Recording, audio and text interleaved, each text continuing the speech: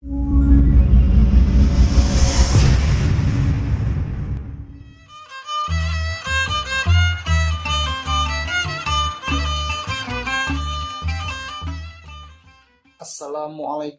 warahmatullahi wabarakatuh.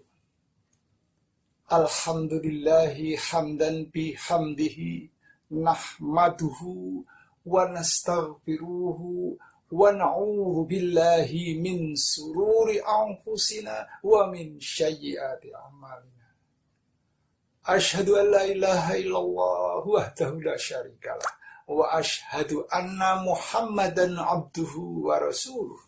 Allahumma salli ala Muhammad wa ala ali Muhammad kama sallaita ala Ibrahim wa ala ali Ibrahim wa barik ala Muhammad wa ala ali Muhammad kama barakta ala Ibrahim wa ala ali Ibrahim fil alamin innaka Hamidum Majid. Sahabat inspiratif yang berbahagia,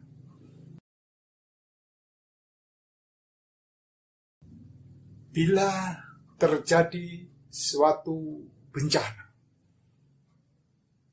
kira-kira apa yang terlintas dalam pikiran kita?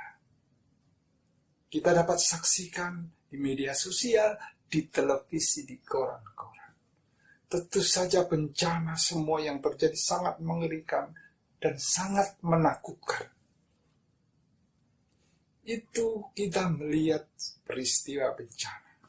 Bencana yang mesti menimbulkan korban yang luar biasa, mengenaskan banyak korban berjatuhan. Bagaimana kalau kita mengalaminya sendiri bencana itu? Mudah-mudahan itu tidak terjadi pada diri kita. Tetapi kita mesti ingat bahwa semua pasti akan mengalami suatu bencana yang jauh lebih besar dari semua bencana yang pernah terjadi di dunia ini. Kapan itu terjadi? Kapan pada saat semua orang akan mengalami bencana itu? Yaitu pada hari kiamat nanti.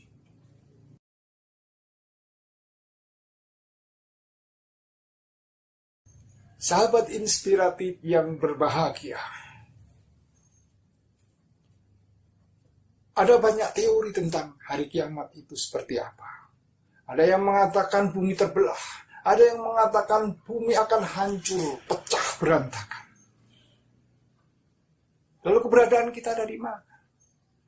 Kita sekarang berpijak, kena gravitasi bumi, kita bisa dengan baik berdiri atau duduk di atas bumi. Bumi terbelah. Makanya dilukiskan dengan baik di dalam Al-Quran.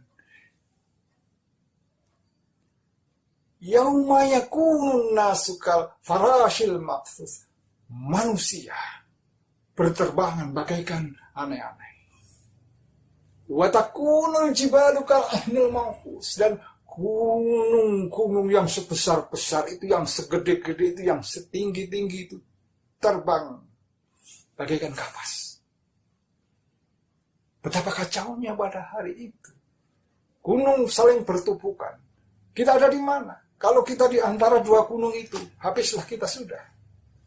Betapa rumitnya, betapa susahnya, betapa menyakitkan hari itu. Tolong. Mau minta tolong kepada siapa? Kepada pejabat, kepada Pak Bupati, Pak Camat, Pak Lurah, Pak RT, Pak RW. Menolong dirinya sendiri aja dia tidak bisa. Apalagi menolong orang lain. Sama-sama tidak mengerti nasibnya pada saat itu. Sahabat inspiratif yang berbahagia. Pada saat itu, yauma la tamliku nafsun li nafsin syai'an.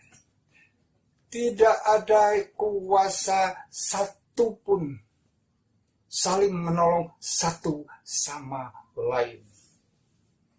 Wal amru yauma idzillillah. Semua urusan hanya Allah yang berkuasa pada saat itu. Hanya Allah yang mampu meringankan beban kita. Bahkan hanya Allah yang bisa menolong kita. Semua tergantung hanya kepada Allah Subhanahu wa ta'ala. Kalau tidak ditolong kira-kira seperti apa? Kita berharap pertolongan Allah. Dan mudah-mudahan kita mendapatkan pertolongan itu. Tapi seandainya kita tidak ditolong oleh Allah, entah nasib kita seperti apa. Memang dalam Al-Quran sudah memberikan peringatan kepada kita. Gambaran ada orang-orang yang pada saat hari kiamat itu, mereka dalam keadaan buntung, kerugian yang tiada tara. Orang-orang yang seperti apa yang kehidupannya di dunia? Waman a'radu an dzikri fa innahu lahu ma'isyatan dhanka wa nahsyuruhu yaumal qiyamati a'ma. Barang siapa yang lupa mengingat Allah Subhanahu wa ta'ala, baginya diberikan kehidupan yang sempit. Hidupnya tidak bisa wise. Lupa mengingat Allah. Dan besok pada saat hari kiamat akan dibangkitkan Allah dalam keadaan buta. Kalau kita mencoba untuk menyamakan dalam kehidupan normal, kehidupan seperti sekarang ini, orang yang matanya sehat bisa melihat dengan baik. Ketika terjadi bencana, dia sendiri pun kesulitan bukan main. Bagaimana orang yang biasanya melihat dengan matanya, tapi matanya kelilipan saja. Apalagi dia tidak bisa melihat pada saat itu. Terjadi tumbukan satu orang dengan yang lain, saling lari, saling kesini. Ada reruntuhan yang jatuh, dia tidak bisa melihat sehingga tidak bisa menghindar. Nah, pada saat hari kiamat yang menakutkan itu, yang dahsyat itu, yang kerusakannya luar biasa, dibangkitkan oleh Allah dalam keadaan matanya buta.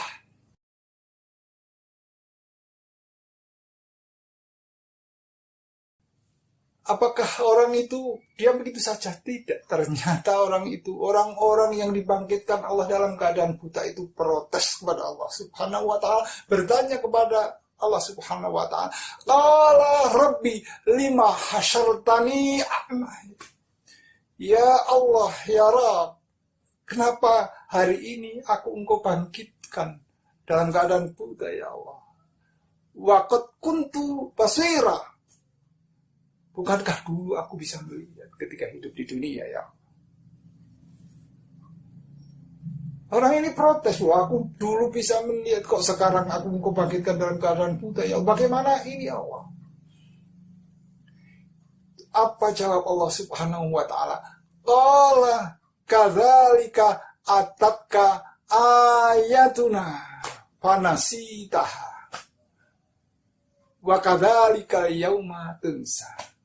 Dulu ketika turun ayat-ayat Allah, dibacakan ayat-ayat Allah, ada tanda-tanda kekuasaan Allah, kalian lalai, kalian mengabaikan.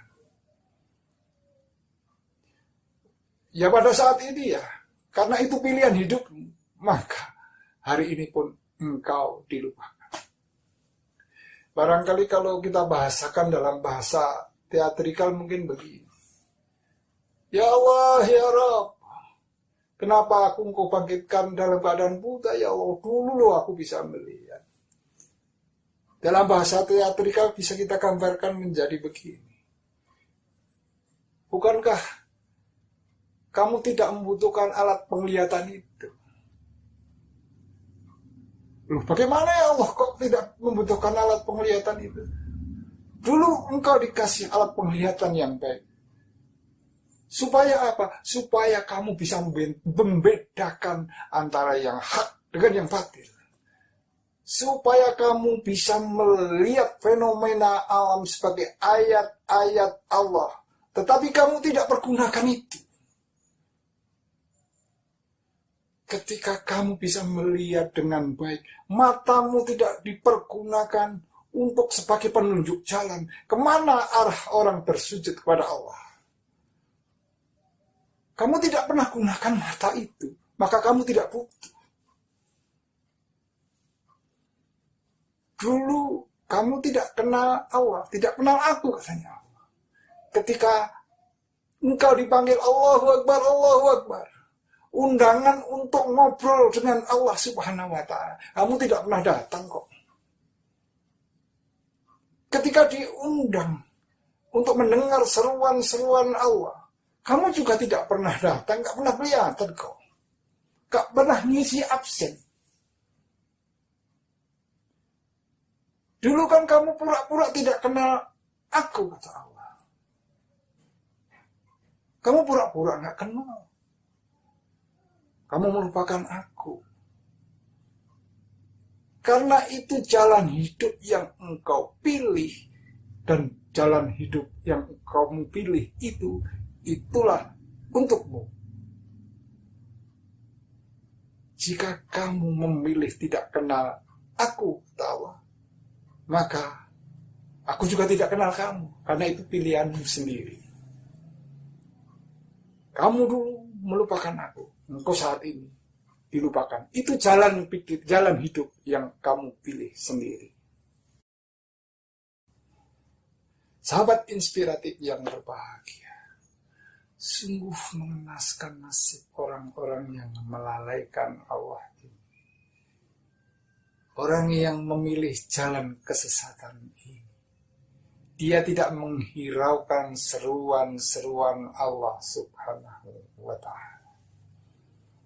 Pada saat yang menentukan itu, pada hari kiamat yang kita semua pasti akan mengalaminya, hari-hari yang sulit itu, kita pada saat membutuhkan pertolongan Allah, pada saat itu hanya Allah yang bisa menolong dan meringankan beban kita. Tapi ada sebagian orang yang memilih, ketika hidupnya memilih jalan ingkar kepada Allah, melupakan Allah, pura-pura tidak kenal Allah, dilupakan oleh Allah Subhanahu wa Ta'ala. Bahasa sederhana Allah mengatakan, emang kau pikirin, kau tidak kenal aku kok. Ditinggalkan oleh Allah, dibiarkan dalam kesulitan yang luar biasa pada saat yang sulit di hari kiamat. Mudah-mudahan kita termasuk golongan orang yang pada hari kiamat nanti diringankan bebannya oleh Allah Subhanahu wa Ta'ala. Mudah-mudahan dosa kita diampuni oleh Allah Subhanahu wa Ta'ala. Mudah-mudahan kita termasuk golongan orang-orang yang diringankan bebannya dan ditolong oleh Allah Subhanahu wa Ta'ala pada kesulitan-kesulitan yang pada saat kita membutuhkan. Mudah-mudahan bermanfaat. Mudah-mudahan kita termasuk golongan orang-orang yang diangkat derajatnya di sisi Allah, sebagaimana Allah telah mengangkat derajat orang-orang soleh di sisinya. Billahi sabilil haq fastabiqul khairat. Wassalamualaikum warahmatullahi wabarakatuh.